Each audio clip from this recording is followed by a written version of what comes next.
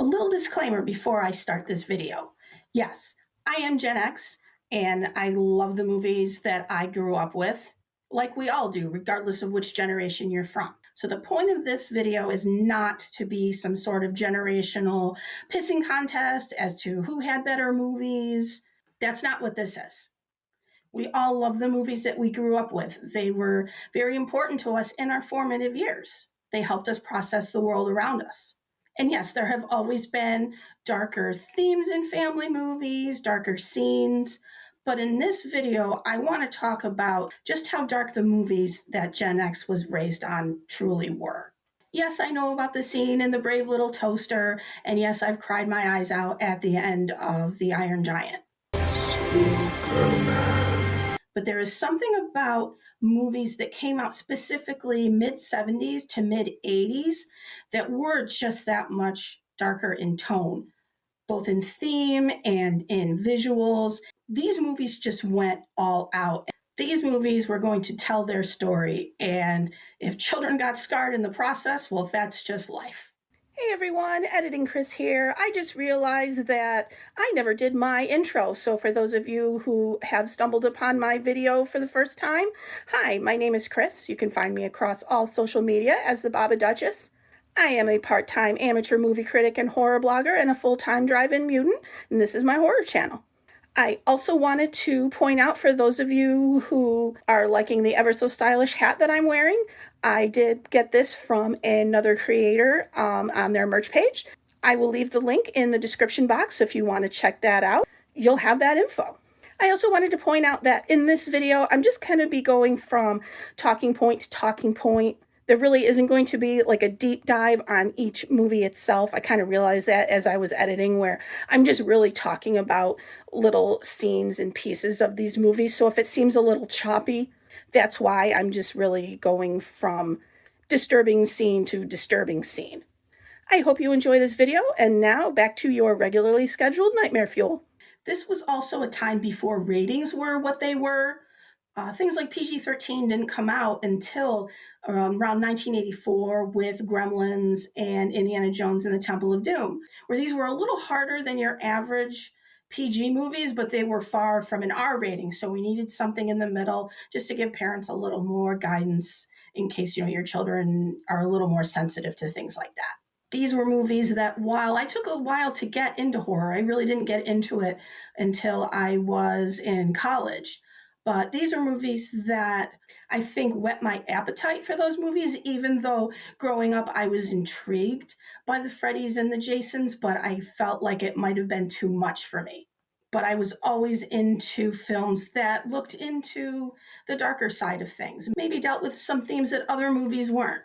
And I'm looking at this particular time in history because this was a time when Disney went really dark with a lot of their movies. They have this whole back catalog of this time, again, mid 70s to mid 80s, where now they kind of pretend like they don't exist.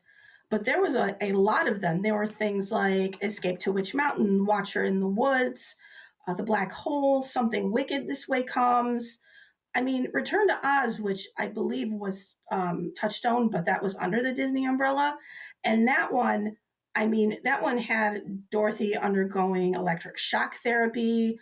If anyone's seen this movie, you can never forget Mombi and her cabinet of interchangeable heads. There was, of course, the Wheelers. And for me, the one particular standout scene was the Wheeler kind of toppling over into the deadly desert and just kind of disintegrating. Things like this that stay with you and would not be in a more family friendly movie today. And maybe they shouldn't have been in the first place, at least not with a little bit of a stronger warning. But in a way, that's just kind of part of what we grew up with Gen X, where there wasn't a lot of parental involvement in what we were watching. It was like, oh, it's made for kids. I don't need to worry about what's actually in it.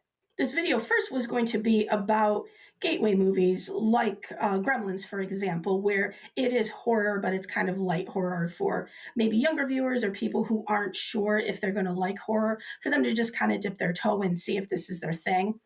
But I kind of kept going back to the movies I grew up on and just how dark they were. And maybe that's why so many of us in this generation like horror so much. Also, with the rise of home video, going to video stores was just a huge part of our childhood, kind of sneaking over and looking at the horror section if we weren't quite old enough. I know that I did, even though those movies did scare me at that time, but I was always intrigued by them. So, in a way, I credit these movies with kind of getting me into horror and other movies that are a little more, maybe a little more intense, or maybe just not, that the message is life is full of unicorn farts and sunshine. So I'm just going to point out a couple that were my favorites, ones that I watched a lot. And I know a lot of people of my generation came up watching. Some were traumatized by them, and rightly so. I don't blame anyone, especially with one in particular that I'm going to talk about. Like I don't blame you if that kind of traumatized you a little bit. But I think these movies are important to a lot of us because they helped us process a lot of things. They weren't so overmanaged by studios, afraid of, well, we can't put this in there because then we're going to hear about it. So it also was a time of a little bit more freedom. I mean, as much as you can under a major studio. But then you look at Disney and how basically I think you can find a lot of these movies in like their Disney Club, like you can buy them.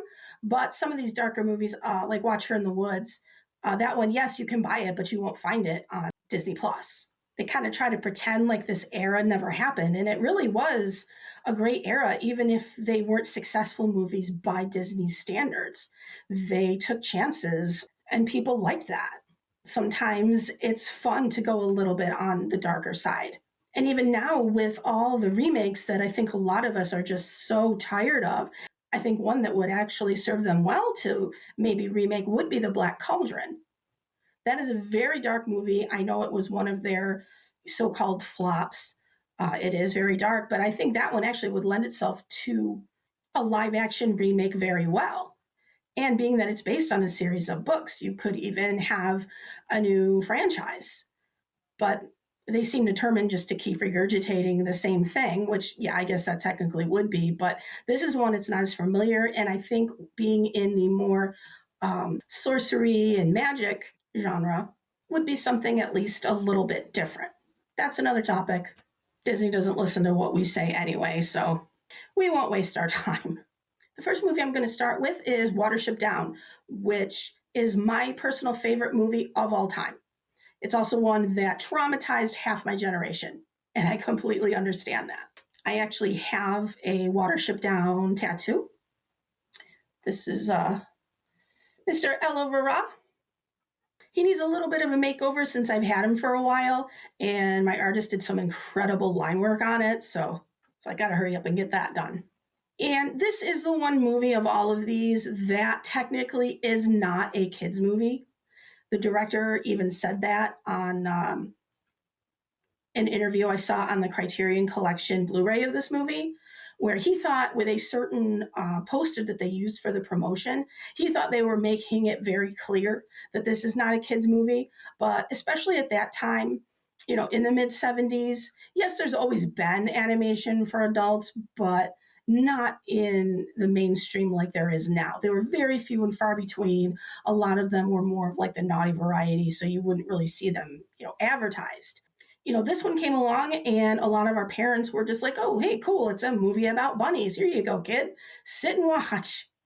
Well, I'm not going to go into like a point by point plot synopsis of these movies. There probably will be spoilers. So if you don't want spoilers, then please just kind of fast forward to the next one. Even after all these years, I don't like to ruin things for anybody. But yes, from the moment this movie gets going, you have this opening, which is done with this art style that is very reminiscent of like Aboriginal drawings, cave drawings, things like that. And it's pretty intense. You start out with the rabbit's creation legend, which includes a character called the Black Rabbit of Death. So right away, you are dealing with thematically, you're dealing with mortality, you're dealing with some frightening imagery, And yeah, it is heavy to kind of lay this whole creation myth on a bunch of kids. But in short, you have this group of rabbits that is living in this warren, in this society that is more, they have more of like a military hierarchy. And a group of them are like, no, we want to do what we want. We want to have our own place where we can just live the way we want to live. We're going to leave. So they do that. This movie is the different dangers they encounter trying to find and then establish this new home. And of course, along the way, you have one particular image, again, that I'm sure traumatized a lot of my fellow Gen Xers, was of the character Bigwig who gets caught in a snare. And you see the blood and you see like the foam and stuff coming out of his mouth. And here you're watching this character die in front of you. It's absolutely harrowing. And it does have some great tension in it. And Bigwig does survive. But yeah, just watching that in that moment and seeing this life and death struggle as a kid, that's a lot. That was a lot, Robin. Oh my. And later in the movie, another very vivid imagery concerns the rabbits finding one of their warren mates who they had left behind. He finds them later and is telling them what happened to the warren while after they had left, which is land developers came in. I mean, we understand this as humans, what happened. Land developers came in and they basically pumped the warren tunnels full of gas. And you have this very surreal imagery of these rabbits being gassed. And again, I think as a kid, I didn't really quite understand what was happening. It becomes more and more clear to you as you watch it later as an adult. But you don't even really need to know what exactly is going on to know that it's bad. Also, along the way, they meet General Woundwort. And just to look at him, I mean, he scares me as an adult.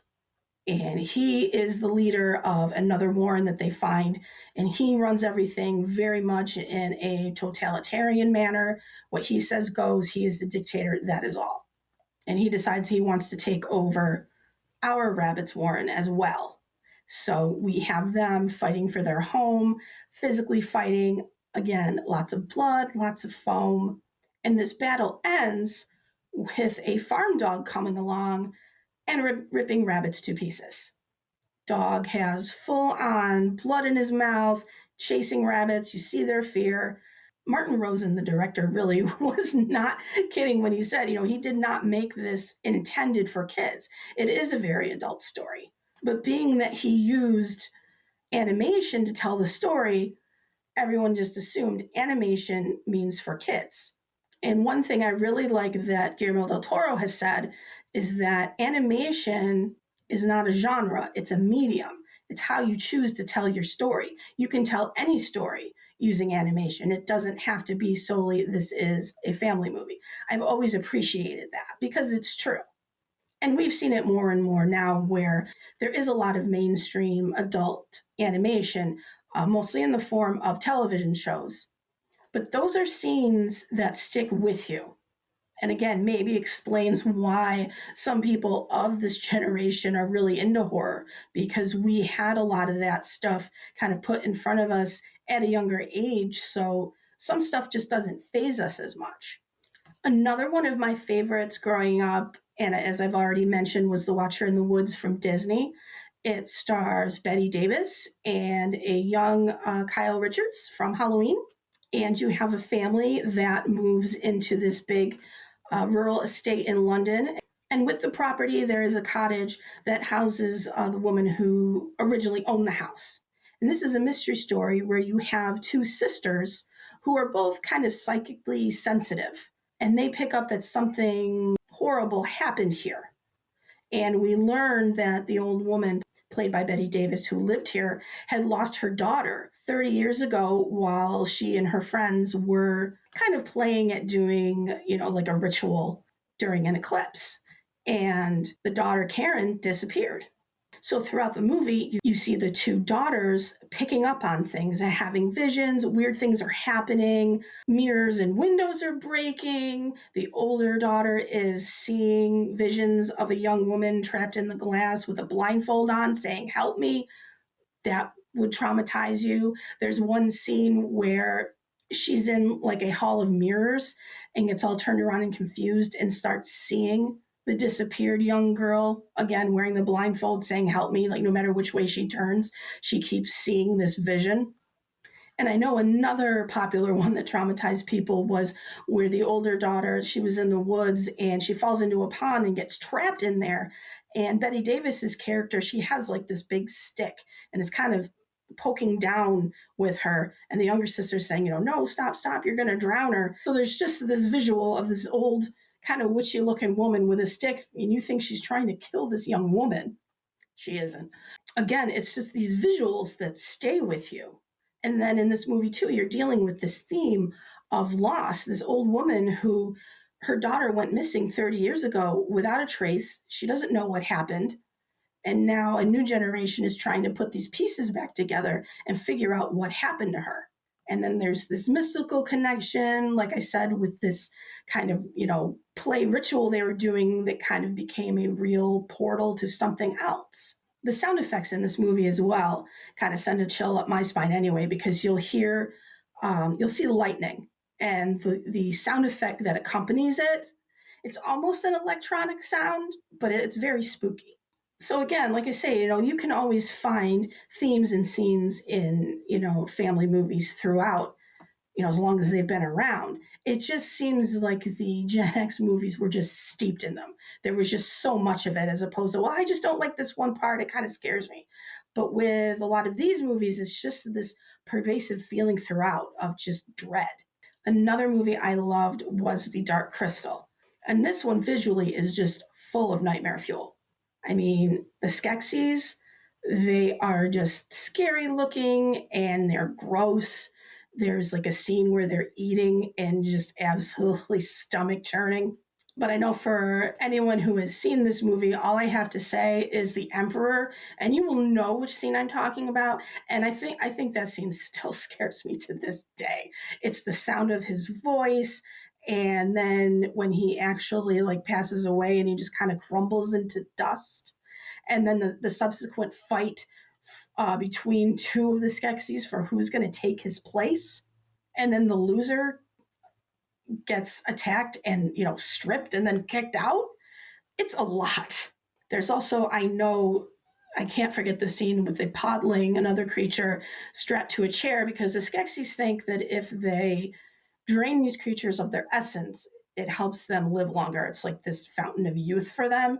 So they actually show a scene with the podling, sitting in the chair and strapped in, and there's this beam that hits him in the eyes, and it's really, really disturbing. And also with the Dark Crystal, thematically, it's very dark. You have themes of genocide in this movie, where they wipe out almost an entire race, because the Skeksis believe in this prophecy that one member of this race is going to destroy them in some way.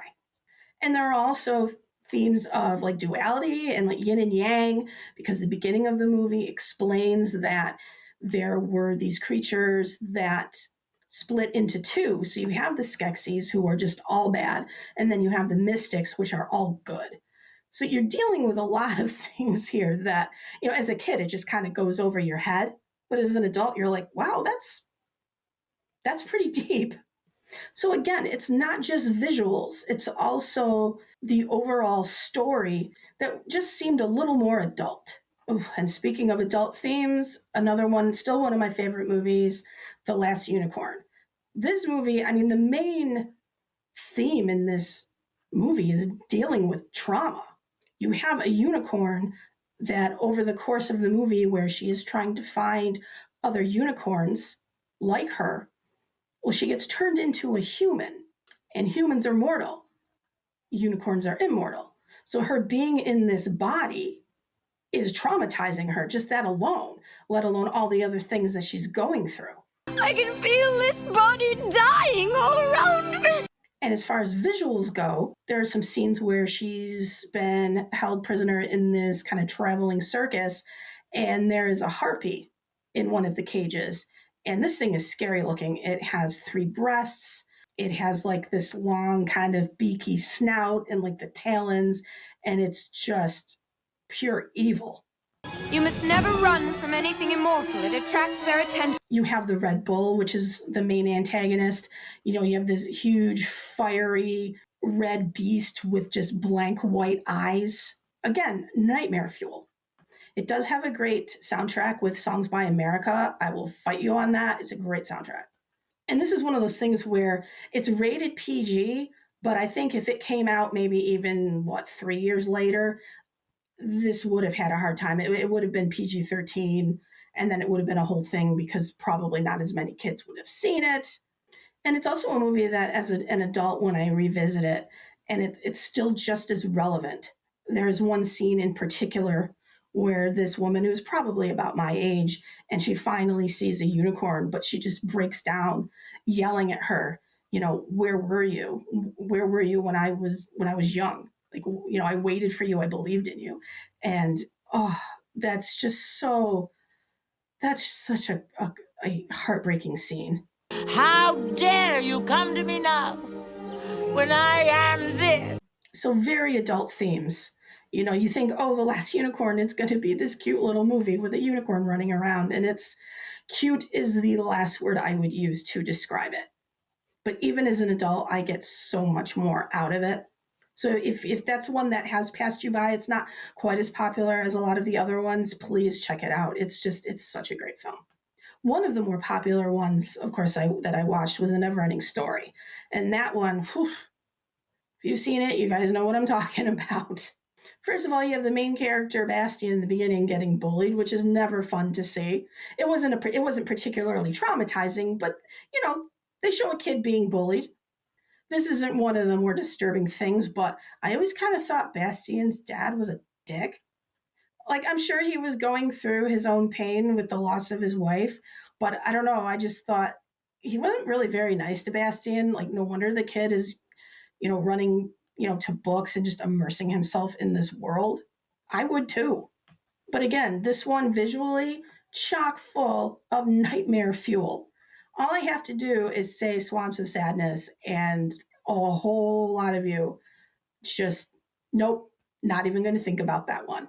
We have this character of Atreyu who's on a quest to save his world from this force called the Nothing, and there are many obstacles in his way.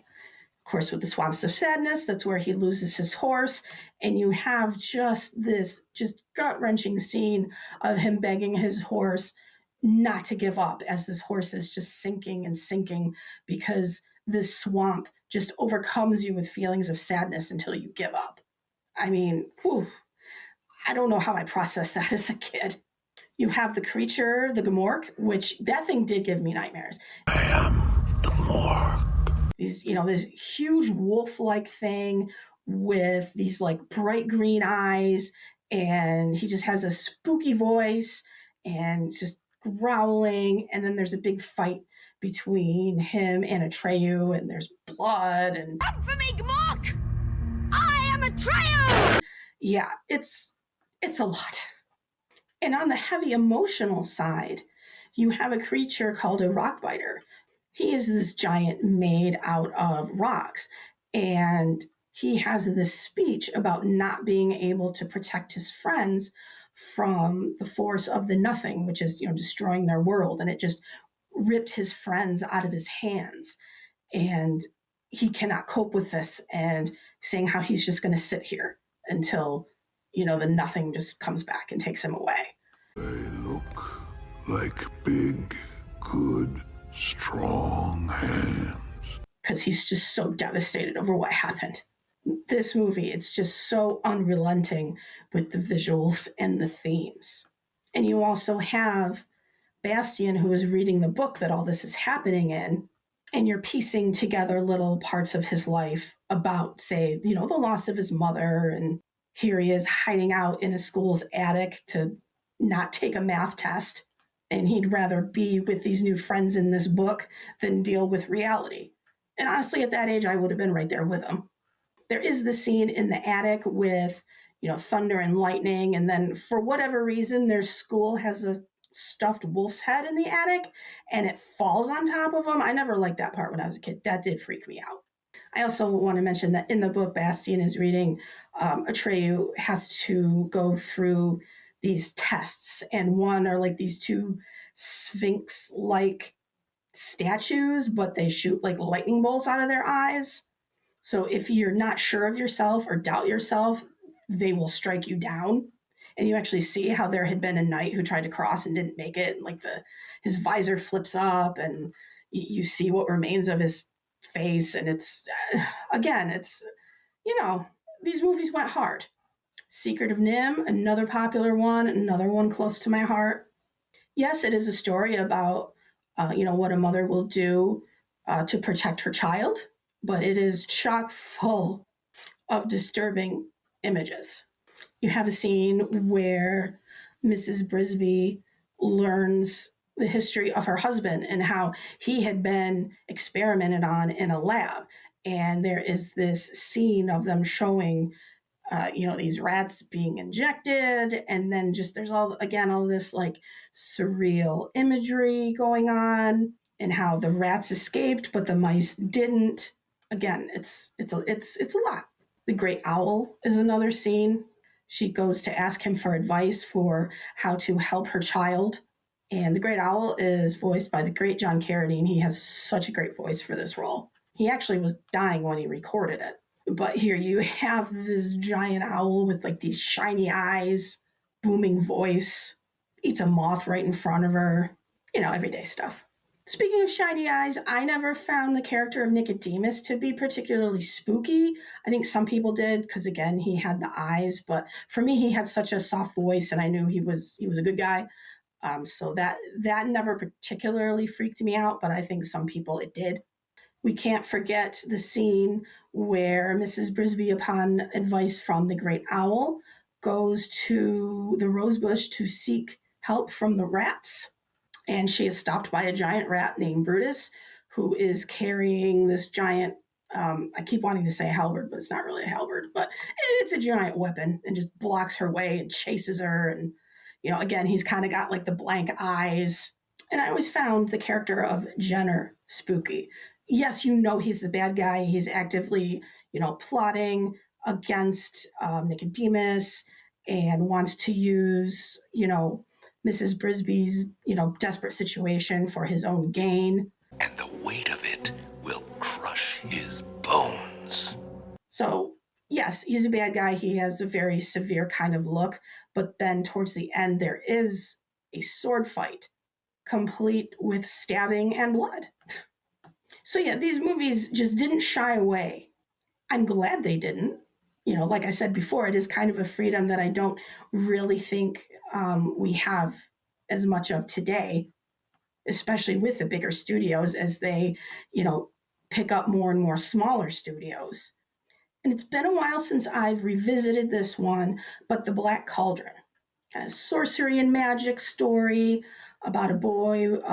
He has this pig that can prophesize. And of course, it's wanted by the evil Horned King, who kidnaps this pig. And the boy's name is Taran. He wants to get his pig back. I think the Horned King, voiced by the amazing John Hurt, who is one of my favorite actors, probably because he did a lot of these voices. He did a voice in Watership Down, and he did the voice of the Horned King in this one. So that's probably why I loved him so much. Rest in peace. I think that character is where my kind of fear of glowing red eyes came from. Like, even to this day, like, red eyes will freak me out. Now it's more of in a good way, but as a kid, it just, nope. But that character has just a great design to him, and that voice is just so perfect. But it is freaky. It is very disturbing. I mean, just his presence is disturbing enough. And there is this scene of him when he starts using this black cauldron for his evil deeds, and he raises this army of the dead, this big skeletal, gloopy, slimy army, and that sticks with you. Again, it's been a while since I have visited this one, but those are some visuals that stick with you. So yeah, the movies that I came up with went pretty hard. They didn't pull any punches.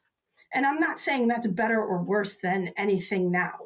I mean, I appreciate having had them, And really, that's just more of from a creative stance where it just feels like there was less studio interference saying, well, you can't do that. Well, you can't do that.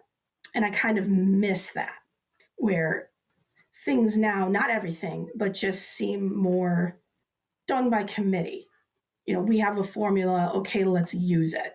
These are movies that just seemed a little more experimental. And again, this isn't to say they're better or worse than anything anyone else grew up with.